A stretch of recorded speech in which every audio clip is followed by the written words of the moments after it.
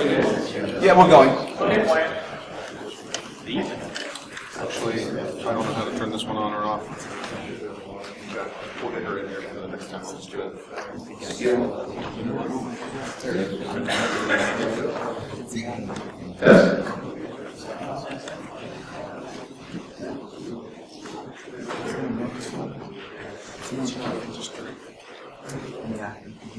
Okay, let's go ahead and get started. Good morning and welcome to B-Sides Augusta.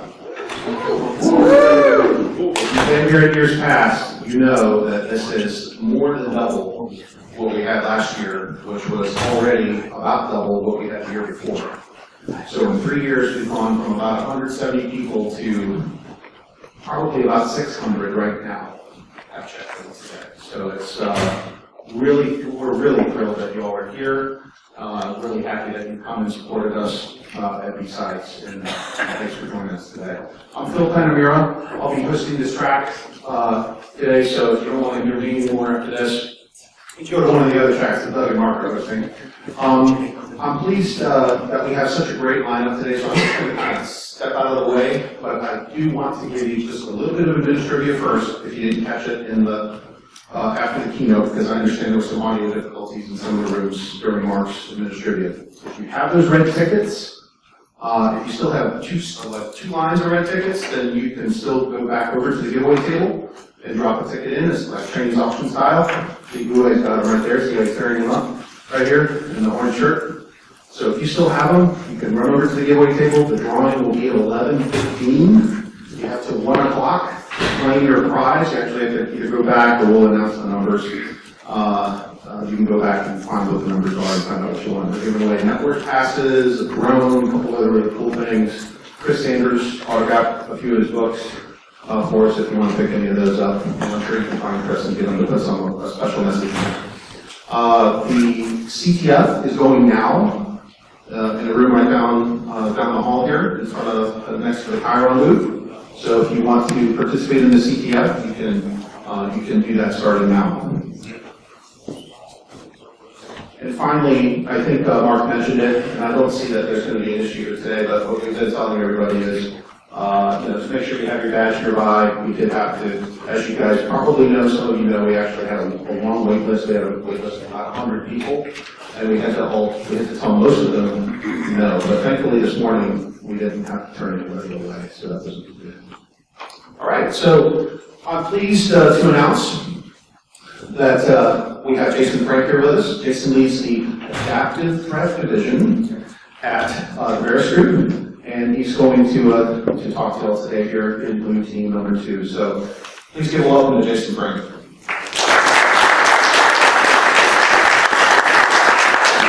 Thanks, Philip, and thanks to the B-Sides crew, Mark and Philip and Lawrence, and a lot of the guys who put a lot of effort into growing this conference over the past couple of years. This is our second year, actually, attending the conference as speakers, and it's great to see the growth just kind of taking off, especially in this area. Today what I'm going to do is I'm going to talk to you about some of the stories and some of our approaches. I am a pen tester by trade. I actually run a group at this point of about 20 different testers, a company called Veris Group based out of the Northern Virginia area. We have exposure into a lot of the civilian government agencies, as well as a lot of the Fortune 500 commercial companies as well. So we see a lot of different network environments. And what consistently comes across is during the outreach, when you go and do the test, you run around the network, and then at the end of the test, you're usually briefing your findings. What consistently comes across is the blue teamers, the defenders. They're saying, hey, I didn't even know that this portion of the network exists, or I didn't know that we had this box here that was severely out of date, or I didn't know these credentials were out there. A lot of these things, as pen testers, we leverage in order to run through your network and hopefully obtain the data or the crown jewels that we're going after. So what we've done internally, and a lot of this is for our benefit, is we've developed a bunch of tools, scripts that we use on the red teaming side that we put out for free, open source, and our target audience initially was other pen testers. However, we do recognize that the blue team, the defenders, also need some help. And so what I'm going to do for this talk is I'm going to show you some of the tactics that you can use as defenders to help secure your network, so that the pen tester that you bring in has a little bit harder of a time once they get there. Okay? Again, a little bit about me. On Twitter is JCJFrank. I'm a Black Hat trainer, teach the adaptive pen testing course, and probably have every single pen testing certification that's available. Some are certainly better than others. But why this talk? We kind of covered that a little bit, but what's also interesting is when we're doing our test, a lot of times the defenders, a lot of times our customers want to sit with us because they want to learn. They want to say, okay, either how do I get started in pen testing, or how can I leverage your adversarial mindset to help proactively secure my network, as opposed to getting this report and saying, oh, well, I probably should have known about this plug before you told me about it. Why don't blue teamers have black hats? Some do. Some have budget. Some say, okay, well, I'm coming at it a couple different perspectives. However, some don't. Some are just underwater. Their time has been split so many times that they cannot keep up with all the demand and everything that's going on with everything. So my goal to you by the end of this talk is I'm going to show you these tactics. I'm going to give you the tool sets, and I'm going to make it easy for you to execute these things. We'll talk about that. If you ever looked at any of the how to secure a network, usually first things first is you need to figure out what you're looking at. What do you need to secure? What, from a hardware standpoint, what is sitting on my network? The answer could be, well, things change. You might have a network where users are plugging in laptops, unplugging laptops, that type of thing. Or you might say, okay, well, for this server enclave where all my critical data, all my critical applications sit, that should probably not change, right? But you need to know what is normal. There's a lot of costs and politics involved. A lot of times when I talk to defenders, they say, well, Jason, I want to be able to do better, and I know that I can do better. It's just I have heard from upper management that they will not allow me to do certain things, whether it's political or because they don't have the budget to do so. As an attacker, what I want to do is I have to come in for a pen test, and usually my pen test is going to be anywhere from 1 to 2 weeks. And so with that time frame, I have to drop in on Monday, become an expert on your network on Tuesday, and then use that expertise to hopefully build an attack chain and get to crown jewels by Friday.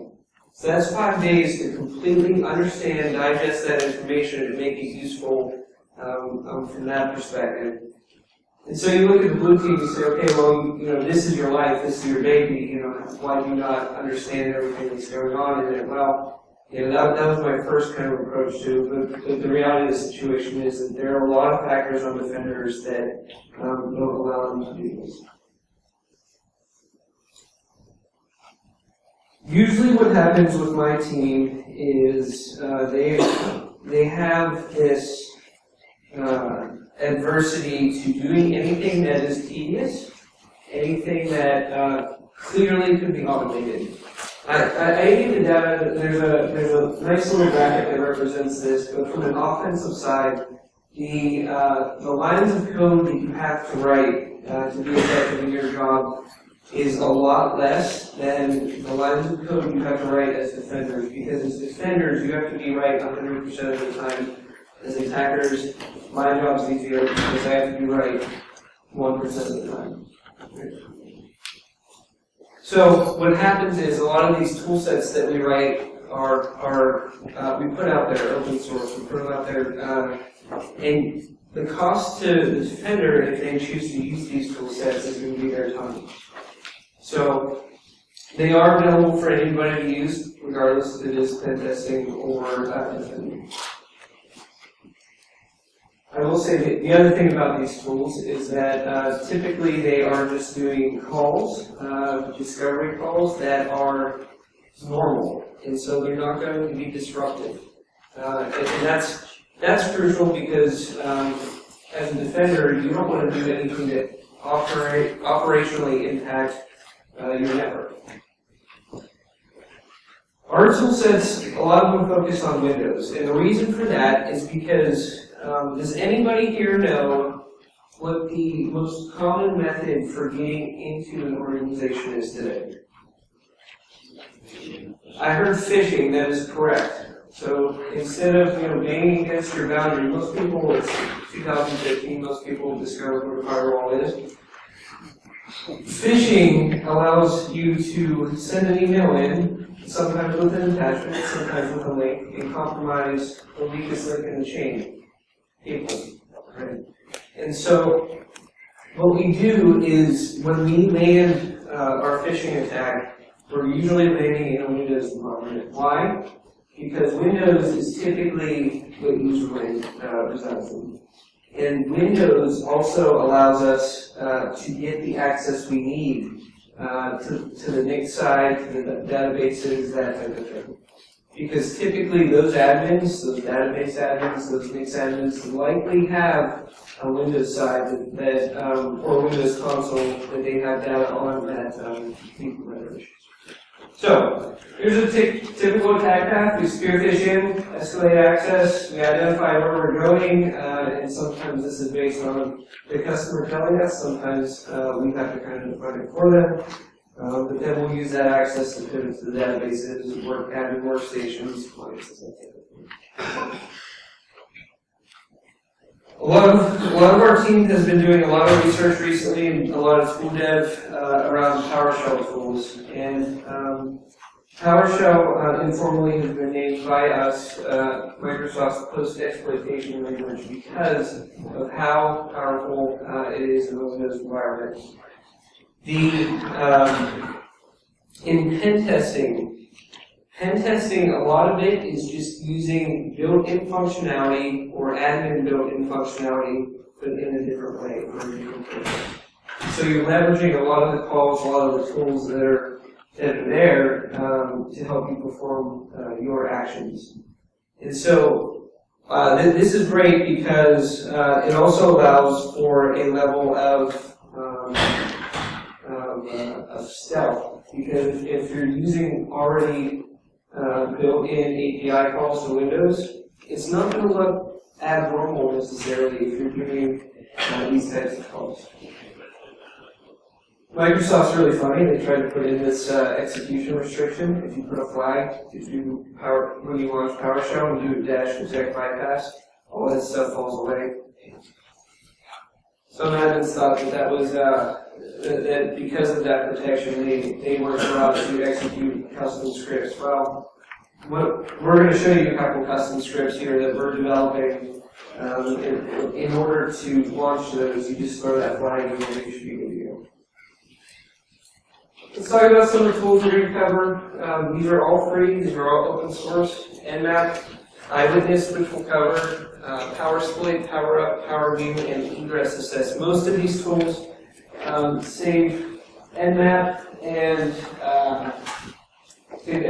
PowerSplit have been developed internally by our guys at the time. So. Here's our approach. Here are the 10 tactics that we're going to be discussing over the course of the next few moments. We're going to talk about asset discovery. We're going to talk about base image analysis. We're going to talk about file shares. File sharing fun. As an attacker, who are your admins? Where are your admins? How old are their passwords? And that type of thing. We'll go into a little bit more. The goal of this, though, is as you're knocking these off and as you're checking these off, as a defender, you're starting to build rapport within your organization. And so you build that rapport, and hopefully by the end of it, you demonstrated enough impact that you now have the political capital to request the budget to get to further some agenda that you need. Because, and that's the biggest thing. When I said political before, when I said, defenders were being shut down because of politics, that's the biggest thing, is they say, well, you're not doing anything with what you have now, so, why should I spend money on this? Well, these are going to give you some quick wins, okay? Talk about asset discovery. And this is asset discovery on the cheap. There are all kinds of appliances that do this, but if you do not have the budget to do asset discovery, what you can do is you can schedule a cron job with Nmap to scan your environment every 25 hours.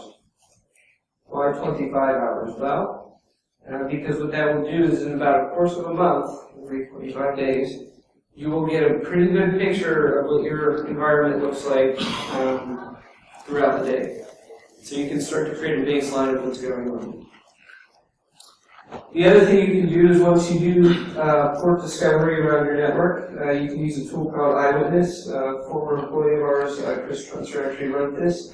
What this does is it runs out and rapidly grabs the web applications, the websites that reside in your environment. As a pen tester, I am very, very concerned about the web applications that you have, because typically what happens is company buys Linking Box, they put it in their data center. The admin doesn't want to run into the data center every time they want to add in the box, and so there's a web interface involved. A lot of these web interfaces do not conform to whatever security policy the company has, and so they're left unconfigured, default credentials, that type of thing. And at that point, as a pen tester, I can now leverage that to do bad things within your network. And so we inventory all the websites to see potentially where our first link in our attack changes. So you're going to notice with some of these slides, they tend to get a little bit long. However, the goal of this was, and you don't have to write all this stuff down now, the slides are actually going to be available afterwards. They're up on SlideShare at the moment. But we want to give you the syntax that we use, or that you can use and take back into your organization, so you can just run these things. We're going to show you expected output, and then you can use that in your go. What's going on here? That first nmap command is basically running around your network looking for assets. The reason we're checking for those ports, 21 through 8443, is because typically those ports are going to be 95% accurate as far as what's in your network. If you just do a ping scan with Nmap, that's typically not going to work. One, because of firewalls. Two, because of ICMP. If ICMP is disabled, typically you're not going to find everything. So we use this method to be a little bit more comprehensive with our discovery. Again, right here you're doing asset discovery. You're doing hardware discovery, making sure that you know what's on your network. Once you get a pretty good list of what you think is on your network, at that point you can go ahead and do a follow-up port scan just to see what's running. And then once you do that, you can take that list and pipe it into Eyewitness. What Eyewitness does for you is it creates a little HTML document that inventories all the different web applications that are sitting in your network. All right? We once found we dropped into a network and they said, well, you can't throw any exploits, you can't really do anything. I said, oh, well, this is going to be a short test then. So we ran this, we did our discovery process, and we ran Eyewitness.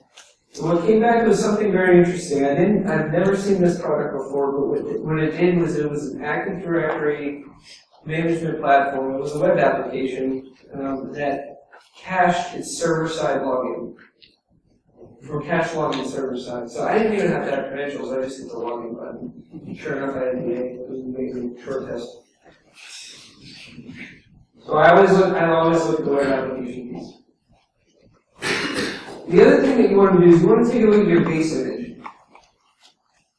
How does IT deploy their new assets? Well, they probably have some base image that they spin up for new employees. They give them a laptop. They have some sort of instruction. Here, go to town.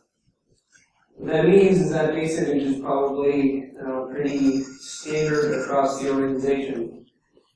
And so if it is standard across the organization, and you can land on a box and you can escalate and you dump patches and all that type of thing, the misconfigurations on that image are probably consistent across the entire organization. Okay? So people say, okay, well, I run Nessus on these things, I don't come back with anything critical, so I think we're okay. That's not always true, and we'll show you an example here.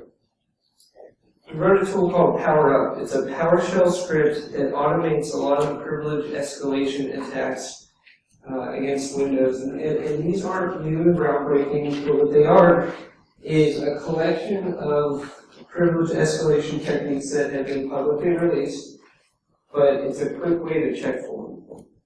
A lot of the checks in here include things like abusing Windows services, abusing all kinds of different misconfigurations that are resident on the system.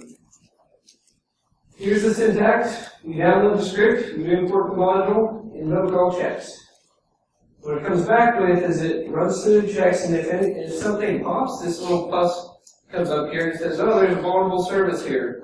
Now, in a pen test, this is helpful to me because this is the weaponized commandlet that allows you to take advantage of this service. However, for you as a defender, you'll know that this one service has a problem.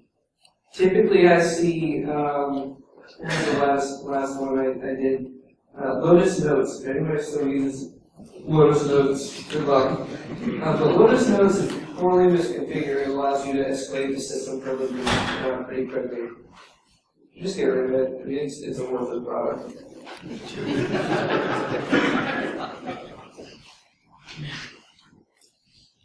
Open file shares are my favorite because usually they're kind of a back pocket method we use as pen testers. I was in a banking environment one time, and they had everything pretty well locked down. They were using a VMware thin client system, provisioning system. The images were updated every week.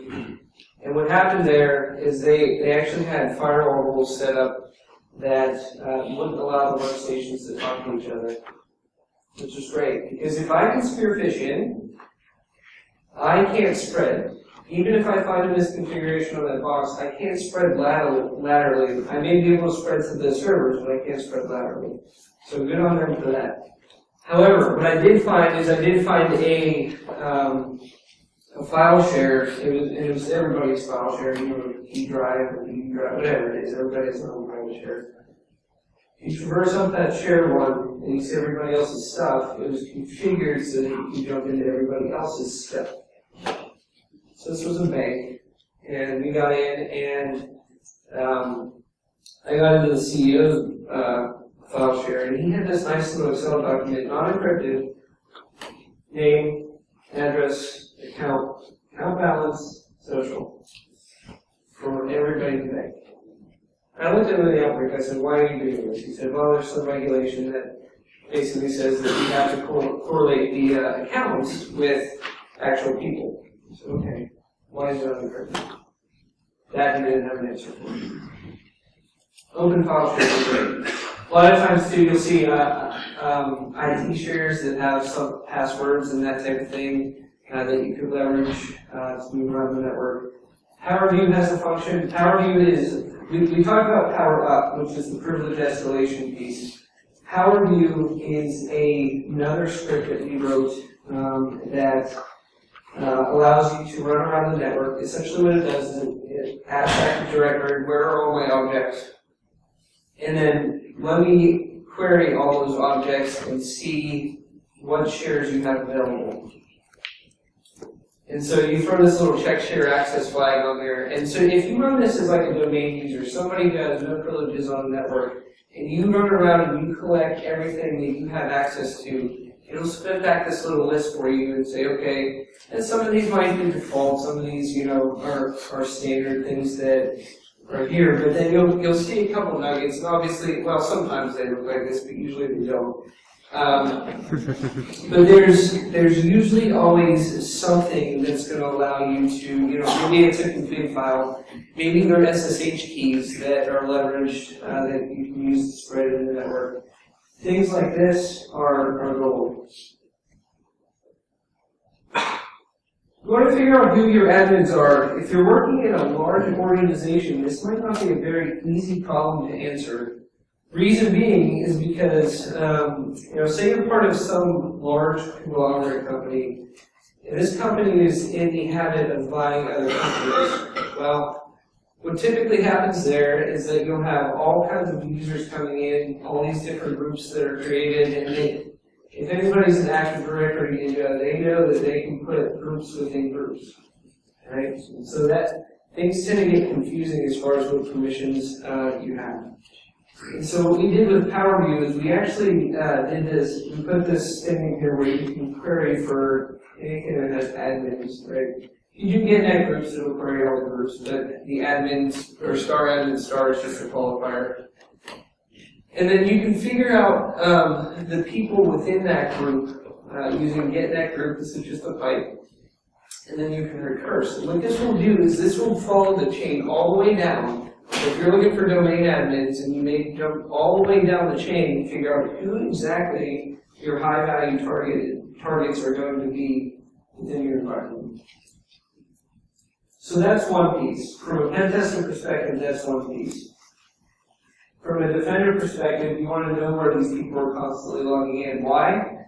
Because you may do some extra logging on their stuff. You may pay attention to them a little bit more closely than somebody else. Or you may know that, okay, if one of these are compromised, that's bad news. Right? Here's a quick example of output. You can see that, you know, there are multiple admins here. We did star admin star, so not only are we getting back domain admins, but also Linux admins. And again, that's one piece. Who am I targeting? The next piece is going to be, where are these people? So for almost every engagement as a pen tester, we go hunting for sysadmins. What that means is we take a look and see, okay, well, if we can pivot around, if we've demonstrated that we can move around your network, we're not just going to blanket spread across your network. One, because that's noisy. Two, that leaves a lot of artifacts. But what I want to do is I want to say, okay, if I'm at my box and I've escalated, now where do I go? Well, I'm going to go after the admins.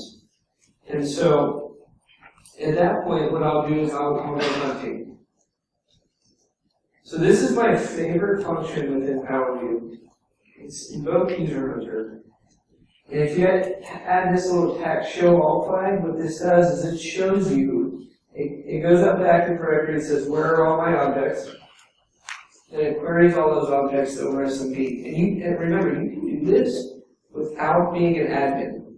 Any domain user can do this. Okay? Where are all my objects? I'm going to query all those objects over SMB. Who's logged onto the box currently? If you run this during the day, it's helpful. Who's logged onto the box currently? So you know not only where your admins are sitting, but you also know where everybody else typically sits. It kind of helps you build this data repository of what's going on. Who's assigned to what IP address? So this is what you get back. You say, okay, well, this person's logged in here, here, here. A lot of times you'll see sessions and file servers from other people as well. But yeah, nice little list for you. Again, and you guys might be saying, okay, well, there are appliances that do this. Yes, that's true. But this is kind of free and on the cheap for you.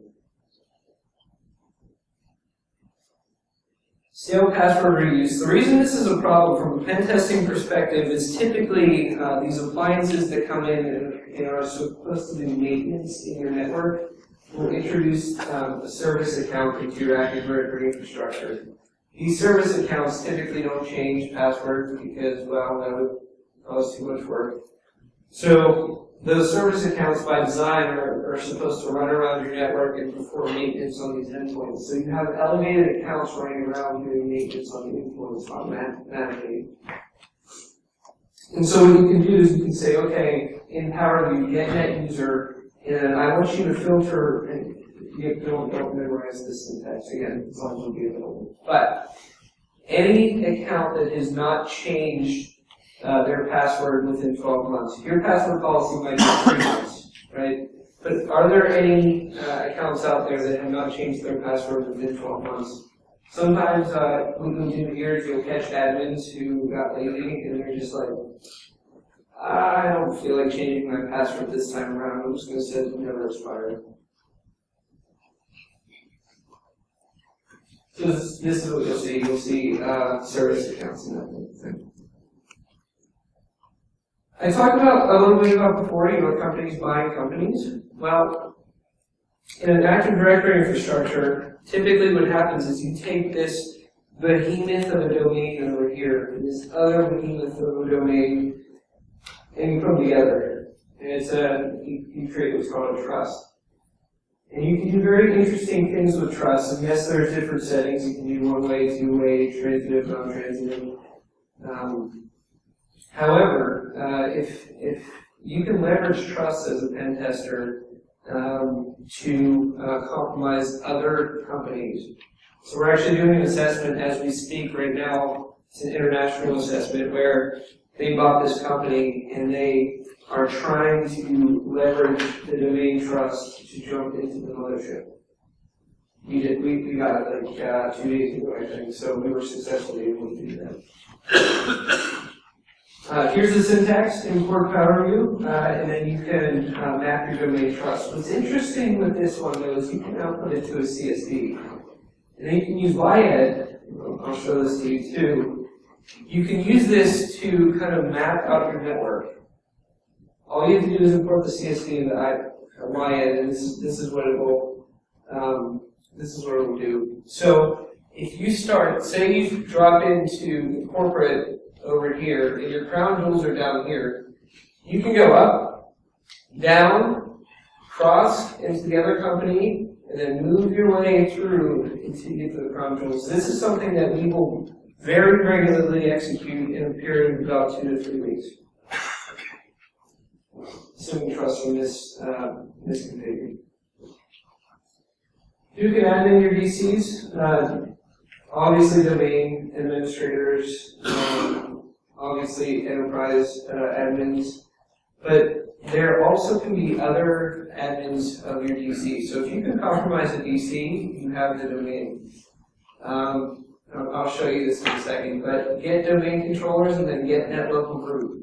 What this will do is it will return output to you. You'll see things that you would expect, like the administrator, there might be a local administrator, EA, DA, but sometimes admins will go ahead and just add themselves into the built-in administrator group, which allows them to log directly into the domain controller. Group policy preferences are fun. Typically what this does is it allows defenders to admin their endpoints. What's interesting though is with GPP, it actually puts out these XML files that are available on the DCs, and there are encrypted credentials in those files, those XML files, both usernames and passwords.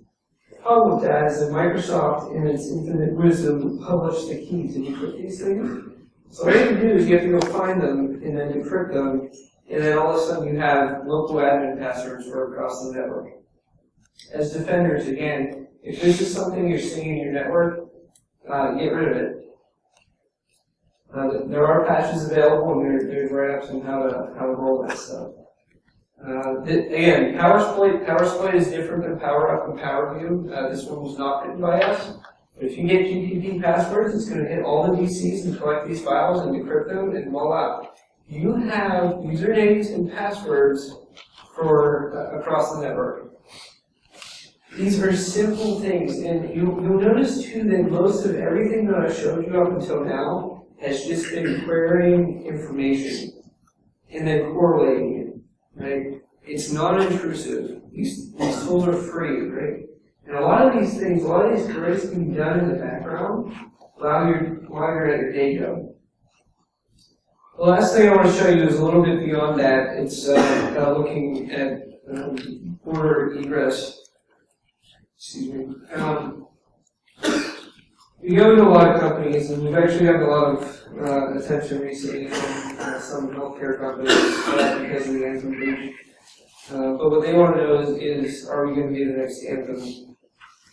And so what we've done is one of our guys at the time, he wrote a tool. It's called Egress Assess. And what this will do is when we get to the point in the engagement where we know that we have the data, we're not going to sit there and actually exfil your data across your boundary to somewhere that you don't control, because customers typically get a little upset about that. So what we will do is we will generate data that looks like that data, and then we'll attempt to egress that out. And what we're looking for is seeing if your DLP solutions are actually doing what they say they do or what you pay them to do.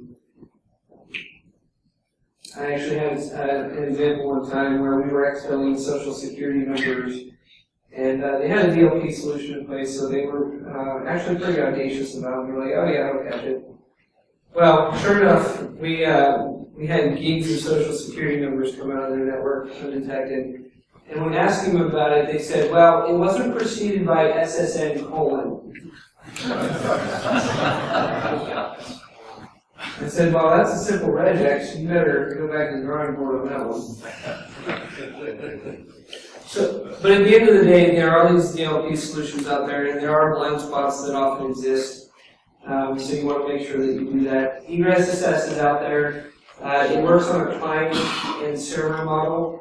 And so if you get like a VPS, like on Amazon or wherever, you can set up a server out there listening, and then on the client, what you can do is you can generate data and then upload the data. It has the ability to do credit cards, socials, it has the ability to put together a full profile, name, address, that type of thing. And these are all random, it's all random data. And then exfil that out and see if your DLP solution is catching it. It has the ability to do multiple protocols, HTTP, FTP, SMB, a few other ones too. Can't see this really well, but this is hopefully what you should be seeing, is you should see an alert, sensitive data coming out over the wire and the data contents. One, you're testing the fact that your technical capability can see this stuff, and then two, you're testing that you have a process in place to respond to this type of thing. So, just to kind of wrap it up, I have given you these 10 different tactics that, from a pen testing standpoint, can easily be translated into the blue-teaming side. You'll notice that a lot of this is recon and discovery. And so by having that information and knowing what you can protect or what you need to protect is going to allow you to do a lot better of a job and hopefully make the pen tester's life a little harder once they get into your network. They're repeatable, you can schedule them to run consistently, and you can run it in the background, so you don't necessarily have to be there monitoring most of these things. And these are free. Everything I've showed you is free, because we know budget is a concern, and we know defenders, are operating on a budget. And finally, again, these are going to give you a lot of quick wins so that you can start getting that rapport together so you can actually make some impactful changes in your organization. So I'll take questions. I don't know how much time that we have, but my contact information is there. On the website, verisgroup.com, the resources, we have all of these tools here, and write-ups and things like that. And I'll show you real quick, under our resources, right. I've been told I have to give out prizes. Under our site, we have all these tools that are available for download. You can just go here, you can get them on GitHub directly, or you can just download them. well as some of the blogs and things like that. So, with that, I'll open it up to a couple questions. I think we have a couple minutes for those. Yeah, ma'am? Do you have tools or any advice for Mac-centric environments? Mac-centric environments. A lot of times, so the question was, do you have any tools for Mac-centric environments? A lot of times what I will see on the Mac side is they will somehow be linked into the Active Directory side, so there is some cross-pollination over there. We, as pen testers, in most corporate environments, we haven't come across too many Mac, full Mac environments, so we haven't made a lot of progress there. Sorry. Any other questions? Yes. You said Slack is really even access for that, or website where you're from?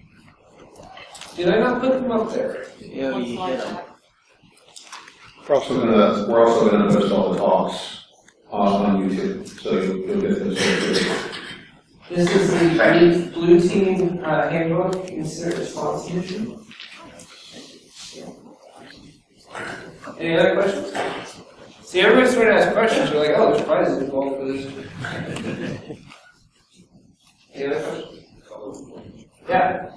You talked at one point about being noisy. So Yep. as a pen tester, are you usually given direction to not be noisy, or is the user population notified that, hey, we're having a pen tester? How's it work? Sure. So the question was, we talked about being noisy. Is your goal to not be noisy, or are users notified? It depends on the case. Typically, when we perform pen tests, they're a week or two long. And so they're what we call smash and grab tests. And what we tell people is we say, okay, well, we're only here for that week, and so we can't worry about being stealthy necessarily, because attackers are going to have a long period of time to do what they need to do. We do offer a red team service that does incorporate things like staying in memory, staying off disk, and doing everything to kind of evade some of the things that are coming. So that we kind of term pen testing and red teaming as two separate services. This is an Alpha card sponsored by Alpha. They're doing some good stuff out here. How would you harden around PowerShell and then there's some stuff out there that I haven't really seen anything terribly great at logging? How would you harden around PowerShell? Again, I'm being a pen tester. I'm not an expert in this, but I've been told that if you enroll PowerShell in Emmet, it makes things a lot harder. Jason, you've got time, I think, for one more. This gentleman had his hand up right here. The question was, for those that may not have admin access or admin rights to do some Sure. assessments, what's the most basic above just standard use? All this can be done through standard user access. You don't have to be an admin. However, you have to have the authority, obviously, to be able to do some of these things, because it is going to create network traffic. But these queries and everything can be run as a standard user, and Active Directory is actually designed that way. Okay? Thank you very much, everybody. I appreciate it.